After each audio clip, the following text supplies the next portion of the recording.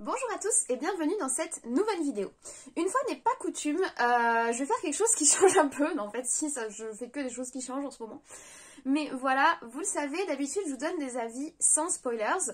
Parce que je mets un point d'honneur à ne pas gâcher l'expérience de film des gens et que j'aime bien donner mon avis pour potentiellement aiguiller les gens sur leur visionnage, est-ce qu'ils vont aller voir le film ou pas. Et ça passe par le fait de ne pas donner de spoilers forcément.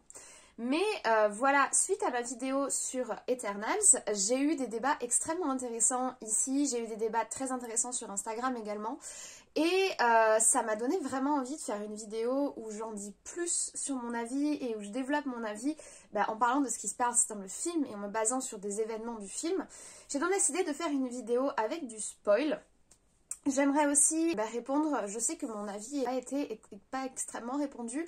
J'ai eu beaucoup de critiques, alors des critiques agressives, mais ça c'est comme d'habitude, mais aussi des critiques très constructives qui n'avaient pas du tout le même point de vue que moi et qui ont aimé le film. Et du coup, utiliser le spoil pourrait me permettre d'approfondir mon avis comme j'ai pu le faire en commentaire avec vous.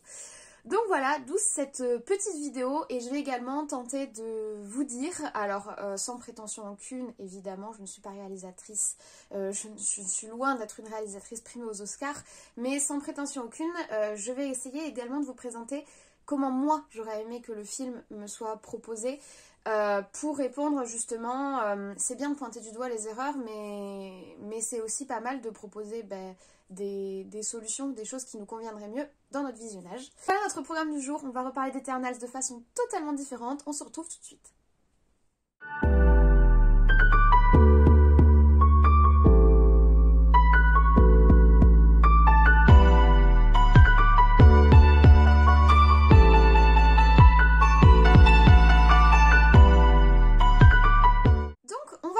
Sur cet avis avec spoiler par le positif. J'ai décidé d'être un peu plus organisée que dans ma première vidéo qui était très à chaud et qui était très bazar, un peu comme le film. J'ai dit qu'on commençait par le positif. Donc commençons par le positif. Je vous l'ai dit dans ma vidéo, j'ai vraiment aimé le casting. J'ai trouvé que chaque personnage se correspondait plutôt bien. J'ai aimé le fait que pour que les Eternals puissent s'intégrer, parce qu'ils représentent pas vraiment mais puissent s'intégrer dans la population qui sont censés protéger, encadrer. Ils en ont fait tous des différents avec différentes propositions. Globalement je trouve que tout le monde joue bien, je vous l'ai dit, sauf l'actrice principale. Comment dire ça, sans rentrer dans des stéréotypes et dans des cases, chacun a proposé vraiment un caractère relativement différent, alors qu'il y en a qui n'ont pas beaucoup d'apparitions à l'écran, mais ils ont quand même réussi à sortir leur épingle du jeu, sauf l'actrice principale qui, alors j'ai compris qu'apparemment cette espèce de retenue, cette espèce de ce que moi j'ai exprimé comme de la platitude et de la transparence, on voulait lui donner une forme d'humanité, mais pour moi l'humanité c'est de la passion, c'est de l'émotion, et il n'y a pas de passion, pas d'émotion. Cette femme, le peuple qu'elle aime, le lieu qu'elle aime est sur le point d'être détruit, elle est trahie par l'homme qu'elle a aimé pendant des siècles, et ses émotions sont... L'émotion qu'elle exprime la plus, c'est quand elle pleure pour la mort d'Ajak, et ça s'arrête là en fait, et quand elle apprend que son monde va être détruit, que les gens qu'elle aime vont être détruits, elle est quand même amoureuse d'un humain, quand elle apprend que l'homme dont elle a partagé la vie pendant des millénaires l'a trahi, oh, voilà. Alors que pour moi, l'humanité, c'est vivre pleinement ses émotions, on est des êtres émotionnels, et justement, le film est censé être basé sur l'émotion, et elle en a pas, quoi. Donc ça, c'est le problème, mais pour les autres, je trouve qu'ils tirent vraiment leur épingle du jeu, chacun arrive à définir son personnage. On a quand même 10 héros, on a en plus l'humain dont je vous ai parlé, là, vous savez, le valet de King... le valet de Kingos, qui est à pleurer de rire, il est beaucoup trop drôle ce monsieur, et même lui il arrive vraiment à apporter un autre truc, c'est-à-dire qu'il y a quand même un gros panel de personnages, et chacun arrive à définir son personnage et à tenir sa ligne, et ça franchement c'est bien, parce que déjà qu'on a du mal on a peu de temps pour se familiariser avec autant de personnages, c'est super que les acteurs soient aussi investis et qu'ils soient vraiment dans leur truc. Et il y a des subtilités vraiment qui sont jolies. L'histoire, l'espèce de chafouinage entre la fille qui va vite, Makara, je ne sais plus ce que c'est son prénom, je ne l'ai pas retenu, et Druig, je l'ai trouvée trop mignonne, toute subtile, toute choupie, 3 plans et demi, et t'es là, ton petit cœur il fait oh les bébés. Donc en soi, je trouve qu'il y a plein de subtilités, donc franchement, bon casting. Alors on en a parlé, l'image, diversité dans les paysages, bon je vous l'ai dit, peut-être sous-exploité, j'aurais aimé peut-être des plans séquences dans l'Amazonie quand ils traversent pour arriver au village de druides, j'aurais aimé des plans dans le désert, je veux dire ils retournent 3 fois au même endroit là où ils font leur petite nuit foufoufou, la première fois qu'ils ont leur histoire d'amour là, ils retournent 3 fois à cet endroit là, surtout que bon, en 7000 ans les lieux changent beaucoup, voilà, la géologie, tout ça, le vent, l'usure, enfin bref, ça c'est encore autre chose, mais j'aurais aimé plus. On a des très beaux lieux, très bien choisis, vraiment. L'endroit où il y a la cabane de Ajak, c'est magnifique. Le lieu dans l'Amazonie, c'est magnifique. La reconstitution qu'ils ont fait de Babylone avec ses murailles bleues, c'est superbe. On la voit 3 secondes et demie avec un petit plan, on dirait qu'on est dans un jeu vidéo au lieu d'être vraiment dans le film, à l'intérieur de la cité, passer les portes et tout ça. Voilà, exploiter plus l'image, parce que pour le coup, on a de l'image qui est jolie, on a une belle sensibilité visuelle, et on l'exploite pas assez, on est beaucoup plus... je trouvais qu'on était très centré sur l'échelle humaine, les personnages, eux, les dialogues, des plans assez rapprochés sur les visages, etc. Du coup, on profitait pas forcément de cette beauté visuelle qu'on nous a proposée.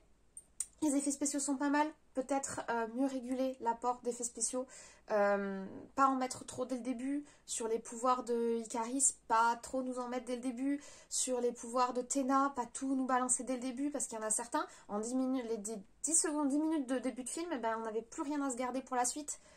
Ils n'ont pas level up particulièrement, à l'inverse de Phastos qui level up de ouf à la fin. La fille rapide, elle level up de ouf à la fin. Tu te dis... Au début, tu te dis, ouais, ils ont des pouvoirs un peu secondaires, c'est pour ça qu'ils se battent pas au front. Bah, quand ils se battent, et ça fait mal, hein. Donc, peut-être en garder sous le pied sur les pouvoirs et sur les effets visuels pour avoir une progressivité, une montée d'intensité. Parce que le film, je vous l'ai dit, le problème du film pour moi, c'est qu'il est mal rythmé. Du coup, bah, il n'y a pas de montée d'intensité. Donc, gardez ce beau visuel, ces beaux effets spéciaux et partir sur de l'intensité, profitez plus des paysages. Je suis censée parler du positif. Autre chose que j'ai beaucoup aimé, l'ouverture au monde céleste, au monde cosmique. C'est super hein, qu'ils aient pondu un film pour nous ouvrir vers les éternels, vers une immensité phénoménale. C'est des êtres d'une puissance incalculable, infinie. Quand on voit à la toute fin la taille du céleste par rapport à la taille de la Terre, les nuages qui se divisent, là c'est insane. Donc moi je trouve ça très bien d'emmener ça dans la MCU, ça apporte de la fraîcheur, ça gigantise encore plus les problématiques, donc moi je suis complètement pour. Les 2 scènes post-génériques, j'ai rien à changer, j'ai rien à dire, elles sont très bien, elles introduisent des nouveaux persos, je vous l'ai dit, il y a une possibilité de faire de la série ou de faire du film, c'est intéressant, ça introduit des personnes que je ne connaissais pas, qui moi m'ont incité à aller faire de la recherche derrière, et en me disant, ah il y a carrément du potentiel, enfin le personnage qui est introduit par Kit Harington, avec son épée, là, le chevalier noir avec son espèce d'épée démoniaque à la surface trop stylée. Enfin, moi j'étais à fond, hein. J'ai vu ça, j'étais en mode oh là là, je veux savoir qui c'est, ça a l'air beaucoup trop bien. Donc les 2 scènes post-génériques, mais rien n'a changé. En plus, les 2 scènes post-génériques sont bien. C'est-à-dire que d'habitude, on en a une où c'est juste vaguement la suite de ce qui s'est passé dans Shang-Chi, ils chantent au karaoké, voilà, c'est pour savoir un peu ce qui s'est passé après la fin du film. Bon là, vu la fin du film, ils peuvent pas trop nous dire ce qui s'est passé ensuite. Mais là, les 2 scènes post-génériques ont vraiment un vrai intérêt et apportent... En fait, elles introduisent 2 vrais personnages en plus dans l'univers. Comme si on n'en avait pas déjà eu assez dans le film. Ça, c'est encore autre chose. Donc, il y a vraiment du positif. Maintenant, pour moi, ça a été mal exploité et c'est là qu'on va entrer dans le négatif. Pour moi, le film n'est pas abouti. C'est mon point de vue. C'est-à-dire que pour moi, la façon dont il est rythmé, la façon dont les antagonistes ne sont pas présentés ou ne sont pas définis, la façon dont les personnages ne sont pas présentés ni définis, en fait, c'est flou. Tu nages dans un espèce de flou. Alors beaucoup m'ont dit, oui, c'est un film beaucoup plus adulte. C'est pas parce que c'est complexe et confus que c'est adulte. Film adulte, ça veut pas dire qu'il faut que tu moulines pendant 500 ans pour essayer de combler les vides, en fait. Un film adulte, c'est avec des émotions plus adultes, une autre intensité, peut-être des problématiques un peu plus complexes, on va en parler. Moi, j'aurais aimé qu'ils abordent des problèmes plus complexes. Mais un film, alors, et un humour un peu moins Hulk, il a une tête humaine. Voilà, un humour un peu plus, peut-être un humour un peu plus noir ou un humour un peu plus contenu, disons. Ça, c'est du contenu adulte, mais c'est pas parce que le film est hyper compliqué à comprendre et confus que c'est un film plus adulte. Et c'est pas parce que le film est plus émotionnel que c'est plus adulte. Il y a des dessins animés qui sont destinés à un public d'enfants qui sont hyper émotionnels et qui parlent de sentiments et d'émotions hyper complexes. Donc c'est pas, pour moi c'est pas ça qui fait que c'est un film plus adulte. Et en fait ce qui moi m'a vraiment déplu, c'est ce flou constant, on ne sait jamais trop où on campe, il n'y a pas de ligne directrice claire en fait. Et sur un film qui présente 10 personnages, avec une backstory de 7000 ans, il faut des lignes directrices claires, sinon je te perds rapidement. Et ça, c'est vraiment moi ce qui m'a perturbée. En plus, bah, du coup, ce problématique de l'héroïne, qui, oui certes, est dans l'humanité, la douceur, la gentillesse, elle est un peu perdue. Mais le problème, c'est que du coup, quand tout est flou, il faut se raccrocher à des choses concrètes. Si on veut faire une héroïne qui représente l'humanité, peut-être là, elle a des émotions plus claires, plus tranchées, des émotions, plus d'intensité dans l'émotion, comme je vous l'ai dit. Quand elle aide les premiers hommes à cultiver, c'est très beau. Quand elle transforme la terre en eau, etc., tous ces moments sont très beaux. Mais j'aurais aimé peut-être l'exprime. Cette beauté et cette poésie et cet amour pour l'être humain et cet amour de l'avoir vu grandir au moment où on lui annonce que l'être humain va disparaître. Un petit peu d'énervement, un petit peu de colère, un petit peu de contrariété. Quand elle apprend que son mec l'a trahi, qu'est-ce qu'il fait? Elle lui fait un câlin. Quand elle voit que le mec va aller se suicider dans le soleil, elle le laisse faire. Mon mec avec qui j'ai vécu 5000 ans, il m'a trahi. Ben, forcément, je vais être énervée. Je vais le lui reprocher. Ou je vais essayer de comprendre. Je vais poser des questions. Pourquoi t'as fait ça? Enfin, avec de l'énervement, vous voyez, de la contrariété. Et quand je vois qu'il regrette et qu'il pleure et qu'il est prêt à se donner la mort, j'essaie de le retenir. Elle, ça lui coule comme de l'eau sur le visage. Ça coule sur elle. On dirait que les événements n'ont pas prise sur ses émotions. C'est quand même contrariant. L'humanité, pour le coup, c'est de l'émotion. Il faut se réveiller. J'ai envie de la secouer un peu, moi, des fois, l'héroïne. C'est embêtant, quand même. Et sachant que c'est, en plus, en fait, il y a ça, en plus du reste, en plus du fait qu'il n'y ait pas d'antagoniste. Du coup, forcément, l'héroïne ne peut pas apparaître et s'épanouir face à l'antagoniste si l'antagoniste n'existe pas, que l'héroïne elle-même n'a pas beaucoup de relief, et si en plus toute l'histoire autour est morcelée et pas très claire. Enfin, du coup, la mayonnaise ne monte pas pour moi en fait, c'est ça le truc. Et je vous l'ai dit, il n'y a pas de montée en intensité. Ça m'a pas mal contrariée parce qu'en fait, comme il y a le scénario bascule, hop, un retour en arrière, hop, on apprend un truc, hop, en fait les déviants, ils sont pas déviants, ils évoluent, mais ça va. T'as pas le temps de faire une montée en émotion parce que t'es tout le temps, y a rien de stable. Il n'y a rien de stable et tu peux pas construire un crescendo émotionnel s'il n'y a aucune stabilité et qu'on passe ton temps à te couper l'arbre sous le pied en te disant « Ah non, en fait, c'était pas ça, ah non, c'était pas ça, ah si, ah voilà, il s'est passé ça, ah... » Enfin, t'es pas à l'aise dans le film, en fait. Moi, c'est ça que j'ai eu le sentiment, j'étais pas à l'aise, je savais pas comment me positionner, je savais pas comment me positionner par rapport à ces personnages, par rapport à l'histoire. Il y avait rien de fixe, il y a rien auquel on peut se raccrocher. Je vous dis, une ligne directrice claire, il y a pas ça.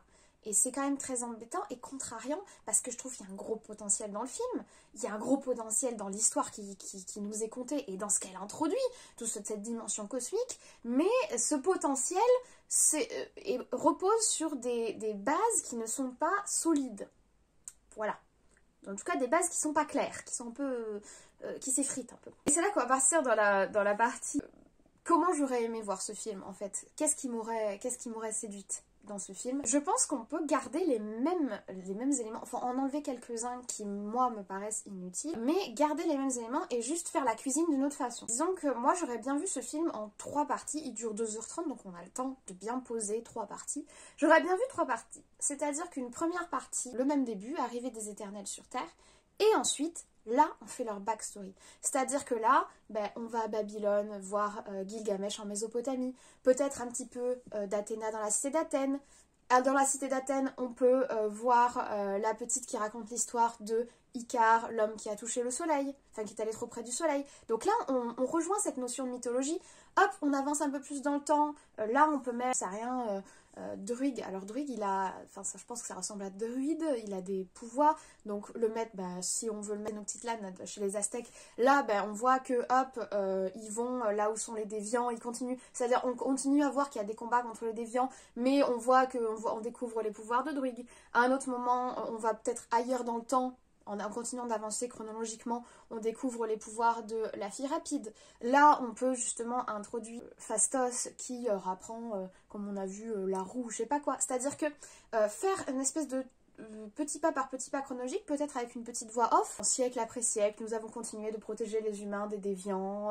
Nous devenions pour eux des divinités, des dieux, des exemples. Et là, ils nous foutent plein de petits moments dans ces 7000 ans, pouf, pouf, pouf, pouf, pouf, pouf, pouf, qui nous permettent d'avancer. Et en plus, on nous présente les personnages.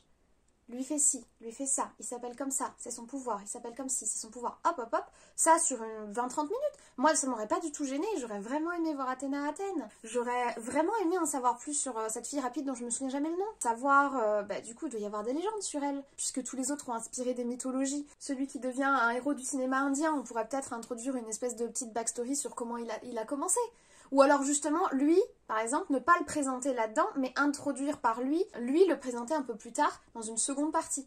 C'est-à-dire que prendre le temps, au début du film, de nous expliquer ce qui se passe pendant ces 7000 ans, et de nous présenter ces fichus personnages qu'on ne nous présente jamais. Prendre le temps de poser la backstory. Tu fais le lien avec la mythologie que je trouve super intéressant, super pertinent, ces êtres qui certes ne doivent pas se mêler des affaires humaines, mais qui forcément de par leur exceptionnalité vont inspirer des légendes. C'est beau, c'est hyper intéressant, et enfin voilà, prendre le temps de faire ça. Première partie. Seconde partie, on arrive dans le temps présent. On peut suivre Cersei si on veut, l'héroïne, on peut en suivre un autre. Là, le tremblement de terre, bim bam boum. Enfin, on dit, à la fin de la backstory, on dit « Et un jour, les déviants ne nous attaquant plus, nous avons décidé de nous séparer. » On peut rester flou sur les raisons de la séparation. Nous avons décidé de nous séparer et nous sommes allés chacun de notre côté pour profiter de la vie terrestre. Voilà, fin de la voix off, fin de la présentation, fin de la backstory. On arrive dans le temps présent, deuxième partie. Là, on suit Cersei ou un autre, tremblement de terre, retour des déviants. Boum bam boum, il faut qu'on reforme la team pour pouvoir combattre ce retour des déviants parce qu'en plus ils sont un peu chelous. Là on revient sur le truc du film. Là on reforme le groupe, on découvre que Jaqen est morte, triste triste triste, sad, vite battons-nous contre les déviants, on retourne à notre vaisseau, on récupère notre vaisseau, on récupère toute la team. Au passage on voit un peu ce que chacun est devenu par rapport à ce qu'on nous avait introduit de leur pouvoir et de leur caractère dans la backstory.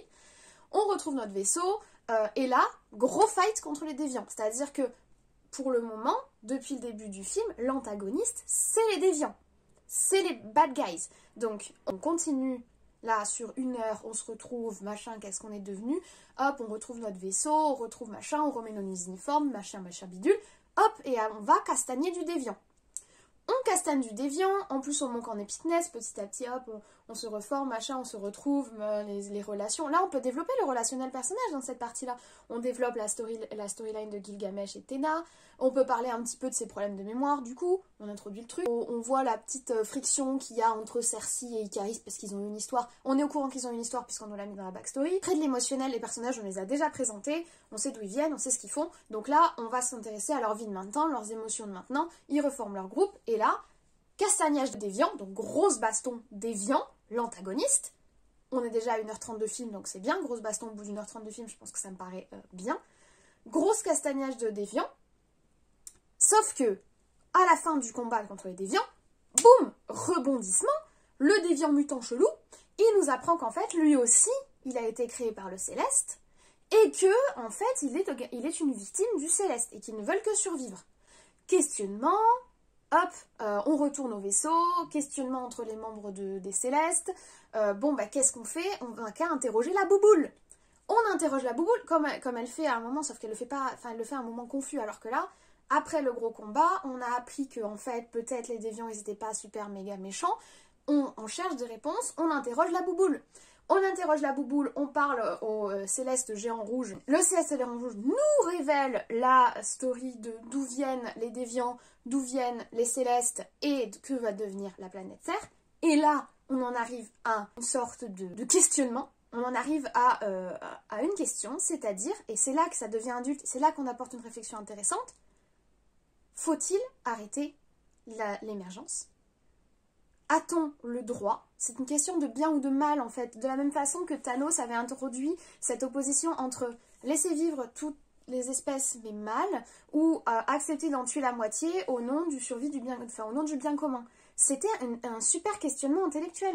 Et là, on introduit la même chose, c'est-à-dire, c'est à peu près le même concept, soit on sauve l'humanité, mais on empêche de naître des centaines de milliers de vies, soit on accepte la mort de l'humanité, et dans ce cas-là, on laisse naître le Céleste. Et là, ça serait bien qu'il y ait eu une vraie division, un vrai débat, des vraies discussions entre les membres, avec une vraie division et pas juste Icaris, je suis un extrémiste, et l'autre, je le suis parce que je l'aime. C'était cucu-pompon et ridicule à souhait. Non, ça on arrête et on crée un vrai débat, une vraie division dans le groupe, avec finalement, du coup, l'émergence qui commence par exemple au moment où ils sont en train d'en débattre, parce qu'ils prennent trop de temps pour essayer de prendre une décision. Et là, on y va parce que on n'a pas encore décidé ce qu'on allait faire. Si vous voulez, par exemple, Icaris est tranché et dit moi je vais vous empêcher de l'arrêter, les autres disent je vais l'arrêter, un peu comme dans le film. Arriver sur place. Et alors, on oublie toutes ces histoires débiles de bracelets. Je sais pas si vous regardez Le Joueur du Grenier, mais Le Joueur du Grenier a un concept qui s'appelle achète ma merde. Voilà, et là pour moi le bracelet c'est vraiment achète mon gadget, moi faire du merchandising parce que le bracelet ne sert à rien. Au final il se connecte sans bracelet, donc le bracelet ne sert à rien. Donc on oublie toutes ces histoires de bracelets, de machin là. Hop, ça dégage. On va sur place, on voit que l'émergence est en train d'arriver. Là, du coup, ceux qui sont pour essayent d'empêcher les autres d'empêcher l'émergence. Je sais pas si vous me suivez. Ceux qui sont contre l'émergence, du coup, essayent d'arrêter la naissance du Céleste. Là, il peut y avoir justement la connexion psychique entre tous les autres par le pouvoir du Céleste. Et à ce moment-là, ils réussissent à l'arrêter parce qu'ils prennent cette décision, je sais pas quoi, bon très bien. On arrive à la fin, on ne transforme pas la fille en humain avec le pouvoir de l'amitié, de l'amour et de ce qui nous reste de je sais pas quoi, là ça c'était ridicule aussi, ça n'apportait rien au scénario, je sais même pas pourquoi ils l'ont mis. Donc ça, on oublie, on l'enlève. Donc, fin de la dernière partie sur révélation de qui sont les Célestes, vite ils sauvent sauver la Terre. Et là, on revient pas à la normale parce que c'est useless au possible. Le grand Céleste Rouge a appris qu'on avait arrêté l'émergence, il arrive sur Terre, il embarque, il y en a 2-3 qui s'enfuient dans le vaisseau, qui partent dans le vaisseau, j'en sais rien, et le Céleste Rouge vient récupérer ceux qui ont empêché l'émergence pour en faire leur procès. Fin de l'histoire. Et là, du coup, on a un film qui est divisé en 3 parties qui sont cohérentes, avec une première définition d'un premier antagoniste, une montée en puissance des problématiques, un questionnement intéressant, adulte, avec une vraie réflexion sur le bien, le mal, ce qui est bien, ce qui est mal, etc. Et on introduit le même univers. Et on garde les mêmes choses, c'est juste que le film est construit différemment, et pour moi, il est construit de façon plus cohérente, en fait. C'est-à-dire une première partie backstory, une seconde partie, les méchants sont les déviants, éclatage du déviant, enfin, rassemblons-nous, les déviants sont revenus, rassemblons-nous, les méchants sont les déviants, on éclate du déviant, en fait, non. Révélation, questionnement sur est-ce bien, est-ce mal d'arrêter l'émergence, et combat final contre la naissance du Céleste. Je rajouterais quand même, quand la Terre s'ouvre en deux et qu'un mec géant en sort, des vraies conséquences sur la planète, parce que là, on n'a même pas une petite tsunami. Au bout d'un moment, si la Terre elle s'ouvre en deux, il va se passer des problèmes. C'est ce que j'ai dans ma vidéo. Quand il y a la Sokovie qui s'envole, c'est juste une ville. On fait tout pour l'arrêter parce que si elle atterrit et qu'elle s'écrase, elle va provoquer une apocalypse. Là, il y a un mec qui sort du noyau de la Terre, sa main et sa tête, donc pas petit quoi. Et il se passe pas grand chose pour la Terre. C'est quand même... Enfin voilà, donc là on essaye quand même de mettre de la conséquence un petit peu réaliste. Du tsunami, 3 villes qui sont rasées, j'en sais rien, quelque chose quoi. Et on termine sur la même chose que dans le film, c'est-à-dire le grand être céleste rouge vient récupérer les rebelles pour en faire leur procès et lire leur mémoire. Quelques autres s'enfuient dans le vaisseau et rencontrent le personnage de la première scène post-générique. Et du coup, Kit Harington n'a pas revu Cersei, donc il se dit bon, il faut que je l'ai vue à la télé, j'ai appris qu'elle avait des pouvoirs, machin, il faut que je l'aide, donc dernière scène post-générique, je sors l'épée de grand-père. Pour moi, là, le film serait beaucoup plus cohérent et nous permettrait de développer l'aspect émotionnel entre les personnages, de la même façon, mais surtout d'avoir un vrai antagoniste, de vrais combats épiques, des vraies temporalités pour faire monter l'émotion, pour faire monter le suspense, pour faire monter la tension. Et en plus, on a un vrai moment au début du film où on nous présente les personnages et on les rencontre et où on exploite cette notion de mythe qui est complètement sous-entendue et complètement sous-exploitée alors que c'est quelque chose de positif dans le film. Alors si en plus vous me rajoutez des petites émotions sur Cersei, un petit peu de colère, un petit peu d'agacement et un petit peu d'épicness, alors là le film aurait été vraiment super et j'aurais rien eu à dire. De mon point de vue, évidemment, je le reprécise, c'est mon point de vue, je n'ai pas la science infuse, je ne suis pas une réalisatrice oscarisée. Maintenant, moi, de mon ressenti, pour moi, si le film avait été construit comme ça m'aurait beaucoup plus enthousiasmé que tel qu'il m'a été proposé au cinéma. Voilà, j'espère que cette vidéo vous a intéressé, j'espère que cet usage du spoil aura pu me permettre d'approfondir mon avis. N'hésitez pas à me dire ce que vous pensez de ma proposition Reconstruisons ensemble le film Éternel. N'hésitez pas également à me dire s'il y a des choses qui vous semblent pas cohérentes, j'ai pas pu vraiment tout développer, mais j'ai essayé de vous exprimer peut-être plus clairement. Je ne sais pas si c'était plus clair, mais en tout cas du mieux que je pouvais, ce que j'aurais préféré pour le film. Maintenant voilà, je suis d'accord, enfin je crois qu'on est tous d'accord sur ce point, dans les commentaires et dans les échanges que j'ai eu, on est tous d'accord pour ce point, pour dire que le film ouvre une porte vraiment énorme pour le MCU, donc en soi on a de grosses possibilités qui arrivent. Maintenant, là où moi je suis toujours aussi inquiète, c'est que les constructions de films me paraissent un petit peu... j'ai un petit sentiment, à la fois parce que les héros sont pas particulièrement connus ni charismatiques, à la fois parce que les acteurs, ce sont pas des acteurs ni connus ni charismatiques, donc il n'y a pas d'icône auquel se raccrocher, on nous introduit beaucoup de nouveaux héros inconnus, du coup tout cela fait que le MCU est un petit peu pour le moment dans sa chrysalide. Et j'ai peur de ce qui va en sortir parce que de ce que j'aperçois pour le moment c'est un cocon un peu chelou et j'ai très peur de ce qui va en sortir. Maintenant ça peut être très bien, mais voilà, j'ai peut-être un peu peur de ce qui va éclore de ce cocon. On avait un très beau papillon avant que malheureusement nous n'avons plus, et c'est aussi normal que les phases précédentes du MCU soient finies, c'est aussi très bien qu'il y ait du renouveau, mais voilà, pour le moment on est un peu en chantier disons, et j'ai du mal à voir clairement vers où va le chantier, donc je suis inquiète. Maintenant on peut avoir une très bonne surprise. Je vous remercie de m'avoir écouté, comme toujours, je vous ai filmé ça avec toujours autant de plaisir, et je vous retrouve très vite pour de nouvelles vidéos, de nouveaux avis, ou je ne sais quoi d'ailleurs. À très vite!